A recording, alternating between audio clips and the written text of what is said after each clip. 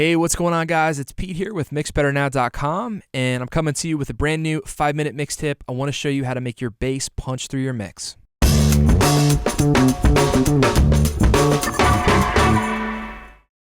All right, so I have a session pulled open here in Pro Tools. I am going to play a snippet of it for you so you can hear the bass, just so you can visually follow. The bass is in blue. Let's check it out.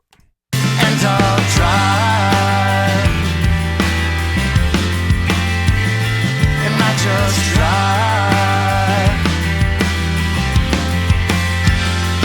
Down on 95, I got Jordan on my mind.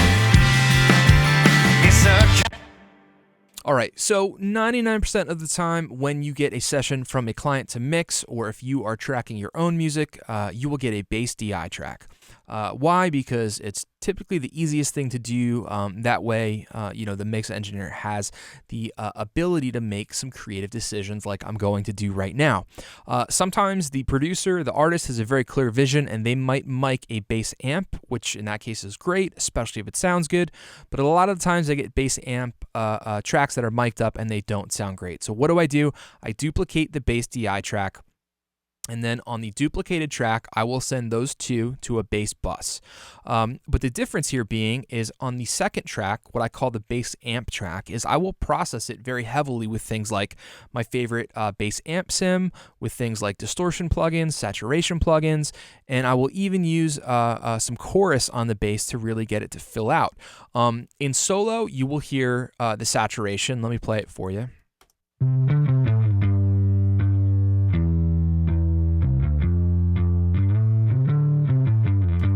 Okay, versus the dry DI sound, which is this.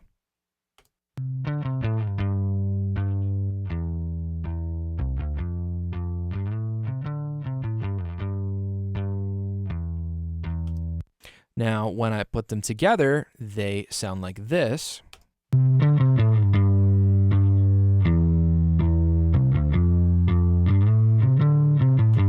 Now, the thing is you're not going to hear all of this distortion in the context of the mix, right? Let me just go ahead and unsolo these. And I'll try. And I just try. You just don't hear the dirt because the rest of the mix is covering it up. So, like I said, the first thing I like to do is I like to grab my favorite amp sim. It doesn't matter what you use, just a bass amp sim will do fine. I like the Ampegs from UAD. This is the SVT VR. I also have the new B15 here. It just depends on whatever flavor you like tonally. Okay, then go ahead and EQ and compress as you would normally do. Then you can go ahead and put on any of your favorite saturation tools afterwards. If it's not dirty enough for you, make it dirtier. This is the soft tube saturation knob. It's free. You can go get it right now. This thing is fantastic.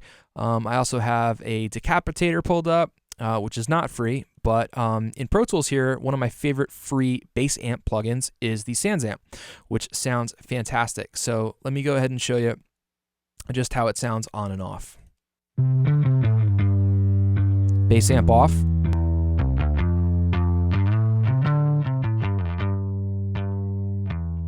On.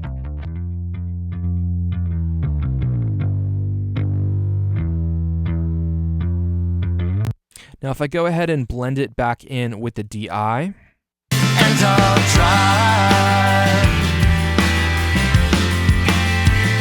And I just try. There you go. There you have that very cutting bass.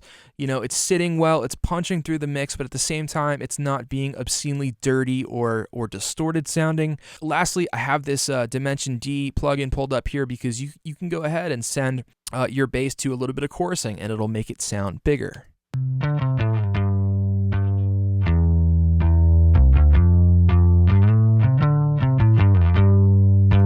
Again, not something that I would do with it if it was a solo piece or, a stripped down acoustic kind of thing. But when you do it in the context of the mix, and I'll try, and I just try, down on 95.